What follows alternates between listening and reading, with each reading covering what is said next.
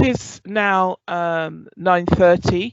We do have a proper break coming up relatively soon, so don't despair. That wasn't your break for the morning. That was just a gap between two sessions.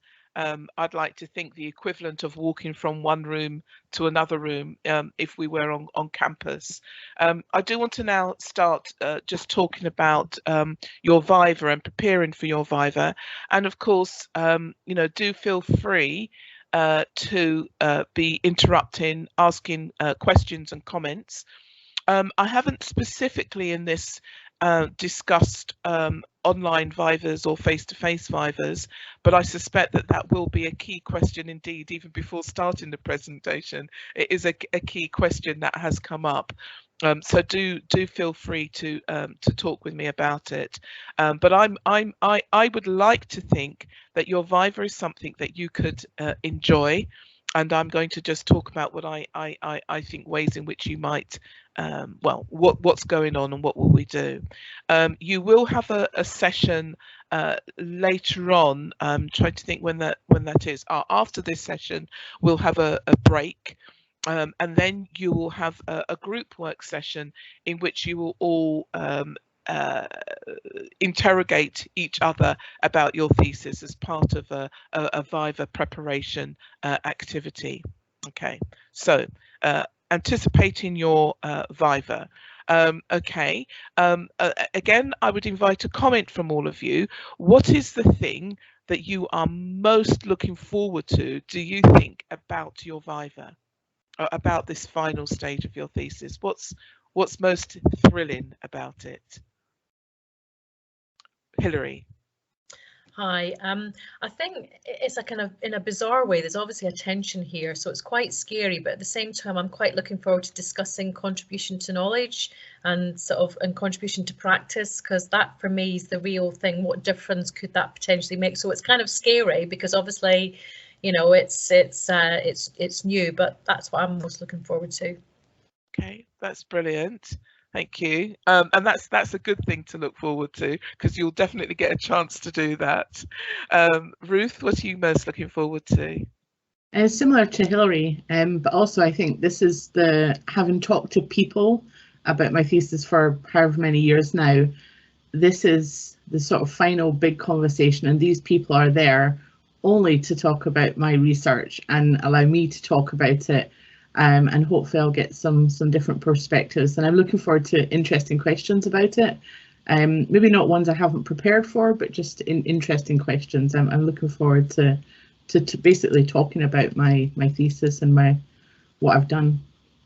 That's brilliant. Yes, so those are really good things to be looking forward to, because those are things that will surely happen.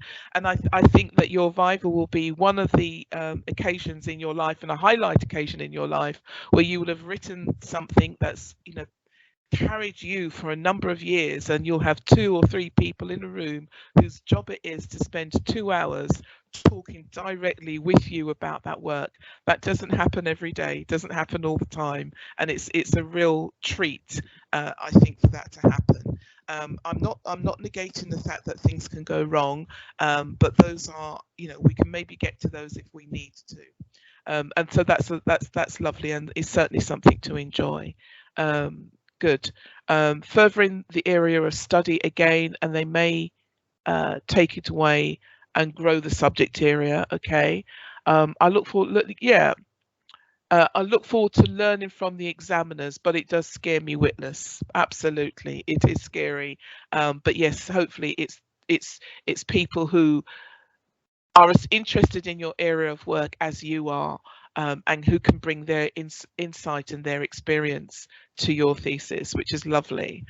So the joy of completion, interestingly, these are not necessarily things that you picked up on, but what happens at the viva, I wonder how many, nobody's actually mentioned that you get a chance to sort of swan around the world calling yourself Doctor this and Doctor that. Which, to go from Ms. to Doctor, I think it is a joy. So yes, it's clearly that moment of recognition. It's a great opportunity for one-to-one dialogue with experts, which, yes, is more or less what we've been saying. It does to some extent confer legitimation and acceptance. I don't know what anybody else is like, but sometimes it doesn't really feel like you're really doing something until you've actually done it, and you think, wow, yes, I did do that doctorate after all, didn't I? So yes, it's that moment of knowing that, yep, this thing that you've been aiming for the past few years, that moment has come and you've done it. It's an opportunity for clarification, explanation, and defence. This is your thesis, this is your sets of arguments, and it's a real chance for you to just put your stamp on the world, if you like, your signature on this area of study, and to, to demarcate your epistemic territory. This is my contribution. It's a chance for you to do that, to articulate that. And to perhaps see the viva as a rehearsal, because you'll be talking about your thesis several times to come. And it's a chance to show your emotion, your expertise, and your enthusiasm. Those things can come across in your writing, but they don't always come across as clearly as they do when you see the person.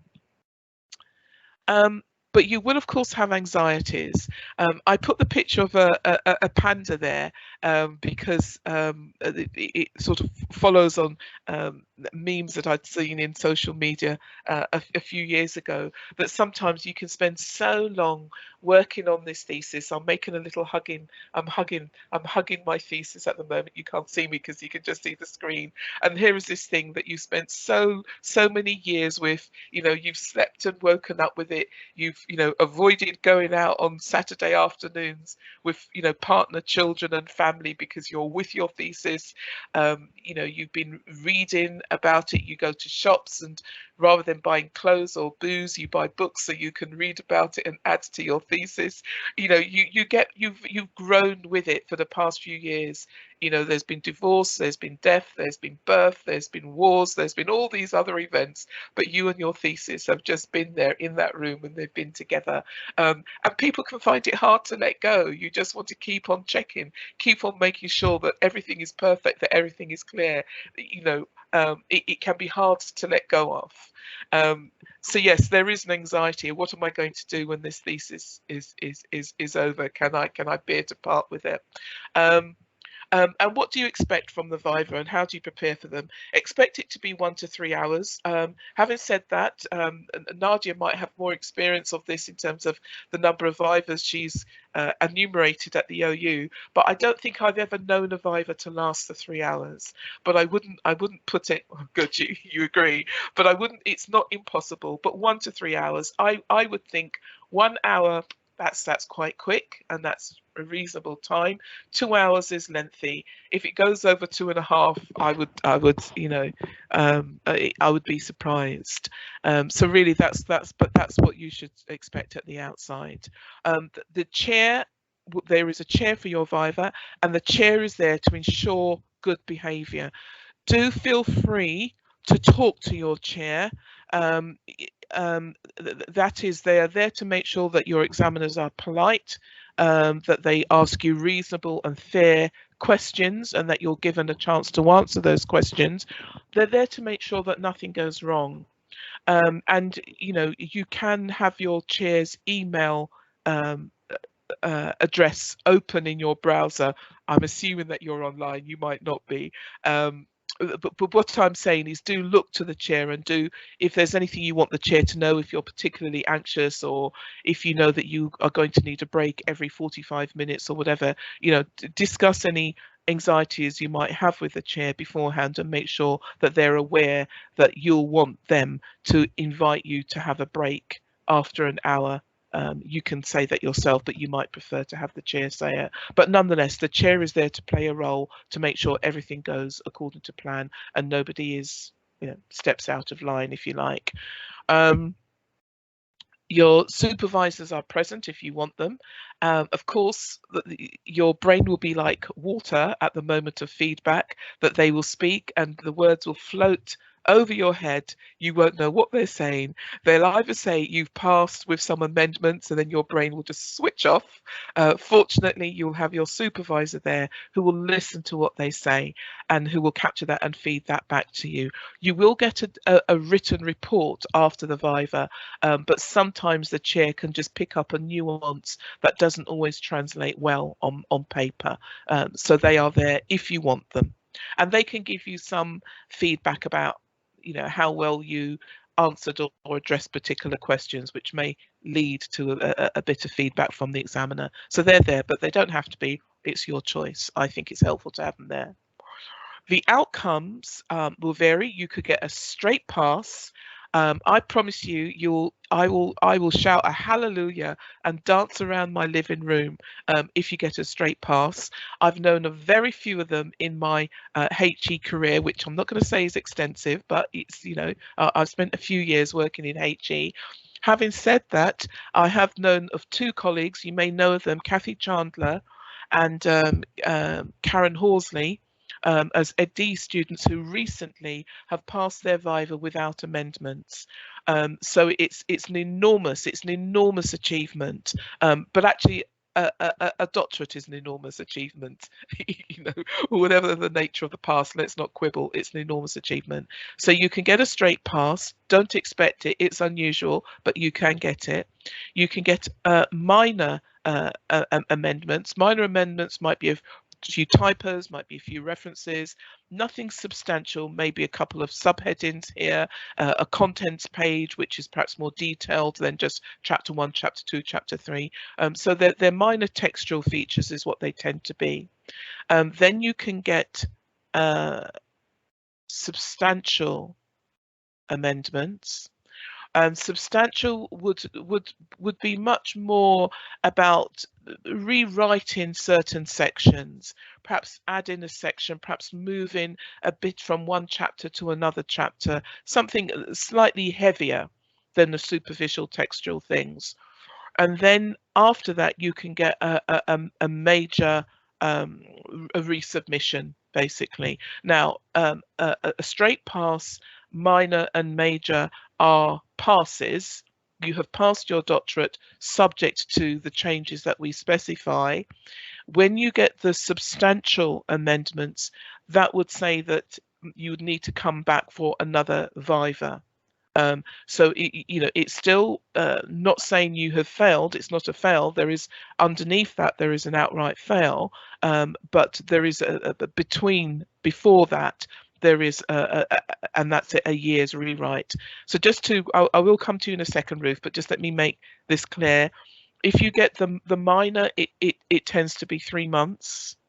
If you get the major, it's 6 months, and if you get substantial, sorry, you're shaking your head. I think it's the other way round. Minor is 3, substantial is 6, and major is a year. Okay. That's what the handbook says, I think.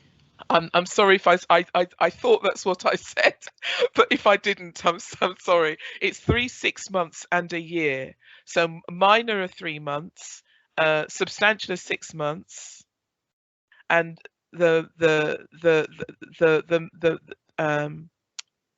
sorry, minor is 3 months, major is 6 months, and substantial. Minor is 3, substantial is 6, and major is a year, because Right. other universities don't have substantial, this 6-month in-betweeny one. It's normally minor, major, but I'm pretty sure that substantial is 6. I think that's because I've checked, because 3 to a year is a lot, but I think substantial is 6. All right, I'm certainly not arguing with you. I think what I'm probably doing is mixing up between the major and substantial. But basically, there are 3 levels of feedback that you can get. It's 3 months, 6 months, or a year. If you get the year, it means that you represent the thesis and you'll have another viva. If you get the 3 months and the 6 months, it's just you make the changes as required. And the examiners will read it, and then it's a pass. It's a pass subject to these changes. what generally happens if it's minor, only the internal examiner will need to read it. If it's the 6 months pass, both internal and external will read it. And if it's a major, then so there's the years one, then it's another viva. So clearly both of them will look at it, and it will tend to be the same panel who would do the amendments.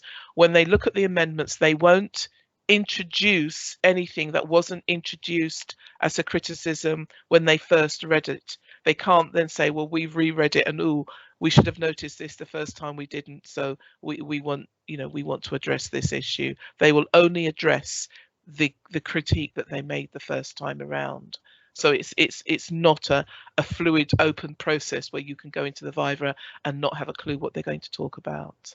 Okay, so Ruth, your hand was up. I don't know whether you meant to put it down. Oh no, you just meant to pick me up on my mixing up the. Thank you, thank you. That's appreciated.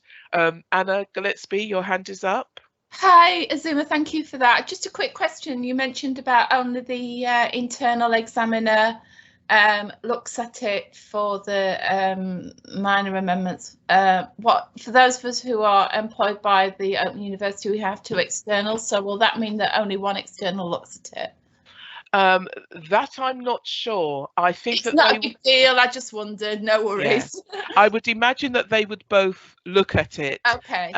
But it's a choice. The external may wish to look at the amendments, or they may wish not to. They're given the choice of doing it. Okay, that's great. Thank you very much. Once you do get the feedback, and I'm realizing PGR manager changes is just a thought that's occurred to me in the speaking. We will normally write to you. I would normally write to you. PGR manager changes everything because it just does. But there is a table that you will find on the Year 4 website, which is post-viva, and whatever amendments you're given, we actually ask you to fill in a table. This is the feedback, this is the response. So you've got the 2 columns of feedback in one column, response in another column, and then a reference to where your response actually is, so that the examiners can find it. And the first thing that they will do is to look at that table. Right, how has she responded to the feedback that I've offered her? And that's what they'll do. Okay. Right. Okay, so right, so sorts of things that can come up in thinking about the viva. They may want to know what has happened, what have you done since completing the thesis. Clearly there's a gap between the completion of the thesis and the viva itself. Isn't it great if you can say, I've attended such and such a conference, I've presented this work, I've implemented some aspect of this thesis. Don't feel compelled to say anything like that, but it is they may ask, and it's good if you can offer some account relevant to your work of what you've been doing. If it shows enthusiasm, commitment, the viability of your work, the credibility of your work, that's to your advantage. Once you the order of this is quite odd. Once you've had the viva, they've asked the questions. What they will do is they will leave the examination room, talk to each other, internal, external, both externals, moderated by the chair, and then they will come back to the viva and give you the outcome. I would advise that once they've given you the outcome, the decision is made. So that's a moment for put your listening ears on and just listen to what they say.